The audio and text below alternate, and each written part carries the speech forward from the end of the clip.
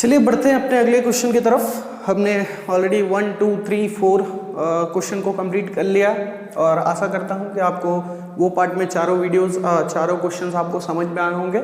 अब हम बढ़ने वाले हैं क्वेश्चन नंबर 5 की तरफ। इस पार्ट में हम क्वेश्चन नंबर 5 और क्वेश्चन नंबर 6 को डिस्कस करने वाले हैं। देख लेते हैं क्वेश्चन नंबर 5 क्या है। In how many ways can 4 persons be arranged in a row. 4 person को हमको अरेंज करना है रो में, है ना। एक रो में हमको 4 पर्सन को अरेंज करना है। अब देखना, मैं एक एग्जांपल लेता हूं कि 4 पर्सन है A B C and D. ये 4 पर्सन हैं, है ना। अब देखते हैं ये चारों को अरेंज करना है मुझे रो में। कुछ बोला है क्या कि ए पहले बैठेगा या डी को सेकंड पोजीशन पे ही बैठाना है या डी को फर्स्ट पोजीशन पे ही बैठाना है। कुछ भी कंडीशन नहीं है। सिर्फ हमको क्या बोला कि इनको कितने वे में अरेंज करता हूं अगर ये मुझे चारों को अरेंज करना है ना। चलिए ये मान लीजिए बेंचेस हैं, 4 बेंचेस हैं और चारों को मुझे अरेंज करना है। क्या यहां बी बैठा तो बी ही बैठ सकता, क्या सी नहीं आके बैठ सकता? तो क्या मैं बोल सकता हूं ए सी बी डी? क्या मैं ये भी बोल सकता हूं ए बी डी सी? ये भी बोल सकता हूं बी डी ए सी? ये भी बोल सकता हूं ए डी बी सी? इस तरीके से हम कई फॉर्मेट बना सकते हैं, है ना। मतलब ये लोग को आपस में मैं एक जगह से दूसरे जगह पे सफल कर सकता हूं, इधर उधर ये लोग बैठ सकते हैं। और कभी भी ऐसा कंडीशन आपके परम्यूटेशन में आता है, कभी भी आता है ऐसा कंडीशन कि मेरे पास 4 जगह है और 4 लोग हैं। कितने लोग हैं? 4 लोग हैं और 4 जगह है, तो मैं इस वे में उनको सफल करके बिठा सकता हूं। जब भी लोग एक दूसरे से इधर उधर सफल होकर बैठ सकते हैं तब हम उसको 4p4, 4 लोग थे 4 जगह 4p4, 5 लोग होते 5 जगह होता तो 5p5 करके बिठा देता, है ना। तो 4p4 का सॉल्यूशन करोगे 4 फैक्टोरियल, मतलब आपके पास टोटल कितने रास्ते हैं? 24 रास्ते हैं उनको बिठाने के, है ना। चलिए बढ़ते हैं अपने अगले क्वेश्चन की तरफ। How many 6 digits number be formed using all the digits 1 2 3 0 7 9। हमको कितने डिजिट के नंबर फॉर्म करने हैं? 6 डिजिट का। इस चीज का ध्यान रखिएगा। हमने देखा 1 2 3 4 5 6 डिजिट का नंबर हमको फॉर्म करना है। बना लेते हैं हमारा 6 डिजिट का नंबर जब फॉर्म करना है, ठीक है। चलिए हमारे को क्या क्या दिया है? तुमने डिजिट क्या क्या दिए हो? 1 2 3 0 7 9। तुमने हमारे को कितना? 6 डिजिट दिया और बोला कि इससे तुम कितने 6 डिजिट के नंबर बना सकते हो।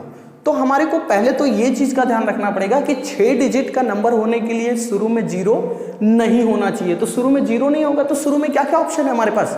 अगर 6 डिजिट का नंबर बनाना है तो शुरू में मेरे पास कितने लोगों को बिठाने का ऑप्शन है? 5 लोगों का। तो मैं बोलता हूं कि यहां पे कौन कौन रह सकता है?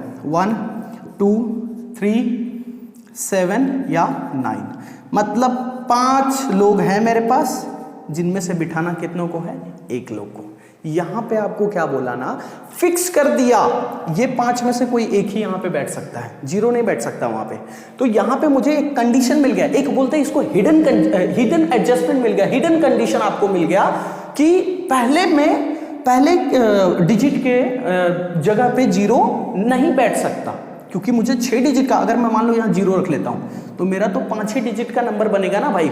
मुझे चाहिए 6 डिजिट का नंबर। तो 6 डिजिट नंबर बनाने के लिए मुझे 1 2 3 7 एंड 9 में से कुछ पुट करना पड़ेगा यहाँ पे। तो मैंने बोला चलो मेरे पास 5 ऑप्शन है, 5 में से एक यहाँ मैंने बिठा दिया। बाकियों के लिए कोई टेंशन नहीं। बाकी मान लो यहाँ पे 1 फिट हो गया तो 4 और 1 0, 5 बचे रहेंगे। तो 5 जगह और 5 लोग के लिए मैं 5p5 लिख सकता हूं। क्लियर हो रहा है बात आप लोग को? ये 5 में से कोई मान लीजिए यहां बैठ जाता है तो 4 यहां बच जाएगा आगे के लिए। 4 डिजिट यहां, मान लीजिए मैं एक नंबर लेता हूं, मान लीजिए 2 फिक्स हो गया। तो 2 फिक्स होने के बाद क्या मैं ये सारे नंबर आगे यूज कर सकता हूं? 1 3 7 9, ये 4 डिजिट और एक हमारे पास 0 भी है। 0 को मैं बीच में कहीं पे भी यूज करूं कोई फर्क पड़ने वाला नहीं है, बट मैं शुरू में नहीं यूज कर सकता। तो बाकी के 5 बच्चों के लिए मैं 5p5 बोल सकता हूं, क्योंकि वो लोग इधर उधर सफल हो सकते हैं। तो इसका कंडीशन क्या बना? एक तो बना 5p1 इंटू, दूसरा क्या बना? 5p5। 5p1 करोगे आंसर आएगा 5, 5p5 करोगे तो क्या आंसर आएगा 120। टोटल आपके पास वेज आते हैं 600। मैं सिर्फ कंडीशन बताया आपको, इसका कैलकुलेशन आपको खुद से करना है, आप इतने समझदार हो, ठीक है। चलिए बढ़ेंगे अगले क्वेश्चन की तरफ, 7 क्वेश्चन की तरफ। चलिए देख लेते हैं हम 7 क्वेश्चन को, क्या कहना चाह रहा है 7 क्वेश्चन में। In how many ways can 5 boys and 3 girls be arranged in a row such that all the boys are together. समझने वाली बात है, देखिएगा ध्यान से। अगर सिर्फ मुझे यहां से यहां तक का क्वेश्चन गिवन होता कि कितने तरीके से तुम 5 बॉयज और 3 गर्ल्स को अरेंज कर सकते हो, मैं क्या बोलता, टोटल 8 लोग। टोटल कितने लोग, 8 लोग। 8p8 करके मैं उनको अरेंज कर सकता था, लेकिन मेरे को एक कंडीशन मिल गया। कंडीशन क्या मिल गया, such that all the boys are together. और यही कंडीशन थोड़ा सा मेरा दिमाग हिलाने का काम करेगा, लेकिन अगर मेरा कॉन्सेप्ट क्लियर है तो मुझे टेंशन नहीं है। देख लेते कैसे। मान लीजिए B1 B2 B3 B4 B5 है ना, और गर्ल्स कितनी हैं, G1 G2 G3। ये टोटल हमारे पास ऑप्शन है, और इनको किस तरीके से मुझे अरेंज करने बोला, इनको इस तरीके से अरेंज करने बोला। अगर मैंने आपको क्या बोला, अगर कोई कंडीशन नहीं दिया होता तो मैं क्या करता, 1 2 3 4 5 6 7 8 8p8 करके मैं अरेंज कर सकता। मान लो ये यहां बैठ रहा है तो ये यहां बैठ जाएगी, ये यहां बैठ रहा है तो ये यहां बैठ जाएगी। इस तरीके से ये लोग अरेंज हो सकते थे, लेकिन मुझे बोल दिया कि सारे बॉयज कैसे रहेंगे, टुगेदर रहेंगे। टुगेदर मतलब क्या हो गया, B1 B2 B3 B4 B5, ये पांचों के पांचों बॉयज कैसे रहेंगे, एक साथ रहने वाले हैं। G1 G2 G3 क्या बोला गया मुझे, पांचों के पांचों बॉयज कैसे रहने वाले हैं, एक साथ रहने वाले हैं। तो क्या मैं इसको बोल सकता हूं कि ये एक यूनिट बन गए हैं। मान लीजिए मैं ये लड़की को यहां बिठाना चाहता हूं, तो क्या करना पड़ेगा, मुझे ये सब को उठा के इसके आगे लाना पड़ेगा। मान लीजिए इसको मैं पीछे लेता हूं तो ये सारे बॉयज यहां पे उठ पुट के आएंगे, है ना। मतलब कि ये एक ही यूनिट है, अलग नहीं हो सकते। मैं गर्ल्स को यहां नहीं बिठा सकता बीच में, या यहां नहीं बिठा सकता, क्योंकि मुझे कंडीशन दे दिया गया कि सारे बॉयज एक ही जगह पे बैठने वाले हैं, एक साथ बैठने वाले हैं। मान लीजिए एक मैं बात बताता हूं, B2 को मैं यहां बिठाना चाहता हूं G1 और G2 के बीच में, तो क्या मैं सिर्फ B2 को ले जाके बिठा सकता हूं क्या, नहीं। मुझे क्या करना पड़ेगा, ये सारे को उठा के मुझे इनके बीच में लाके बिठाना पड़ेगा। मेरे ख्याल से आपको कॉन्सेप्ट क्लियर हो रहा होगा।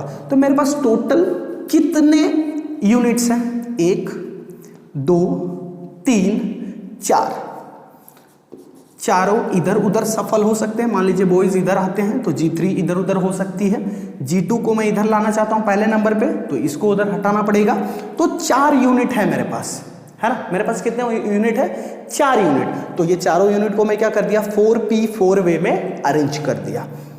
इनटू ये 5 बॉयज के बारे में ऐसा बोला है क्या, B1 B2 कहां पे बैठेंगे, या कुछ कंफर्मेशन बोला है क्या कि लाइन से बैठेंगे B1 B2 B3 B4 B5, नहीं।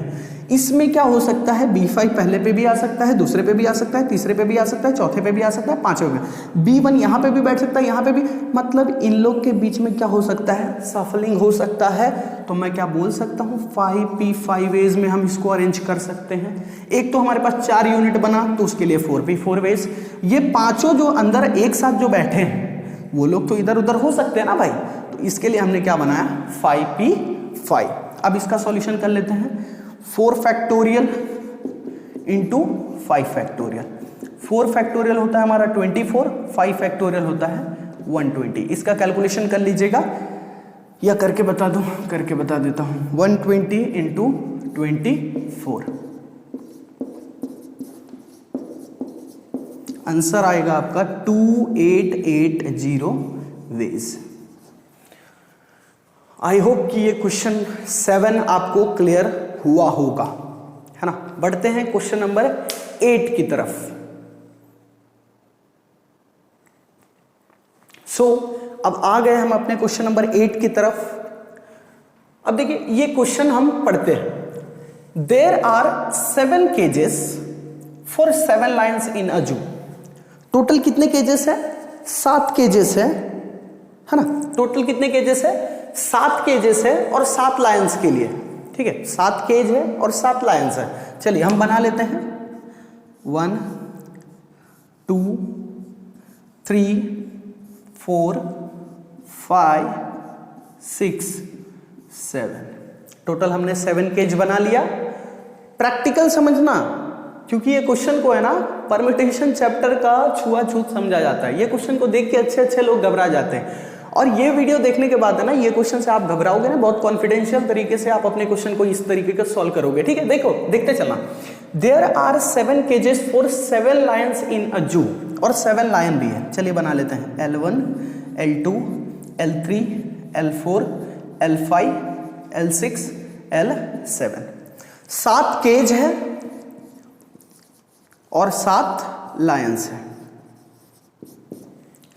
मेरे ख्याल से ये चीज आपको समझ में आ रही होगी। सिर्फ आपके जो क्वेश्चन में गिवन है वही मैंने बताया, कुछ एक्स्ट्रा नहीं बताया। आगे बोला है 3 केजेस आउट ऑफ 7 केजेस, मतलब ये 7 में से कोई 3 केज के बारे में कुछ बात किया जा रहा है कि आर सो स्मॉल, इतना छोटा है कि that 3 out of 7 line can not fit in it, कि ये 7 में से 3 शेर कोई ऐसा है कि ये 3 केज में फिट नहीं हो पाएगा। मान लेते हैं हम ये 3 केज वो है ना, ये 3 केज कैसा है जिसमें 3 लायन फिट नहीं हो सकते। कोई भी लाइन उठा लो, मान लो ये तीनों लायन इसमें फिट नहीं हो सकते। बात को समझने की कोशिश करना। 3 केजेस आउट ऑफ 7 केजेस, मतलब ये 7 में से जो 3 केज है वो इतना छोटा है कि 3 out of 7 line can not fit in it, मतलब ये 7 में से 3 लायन ये 3 केज में फिट नहीं हो सकते।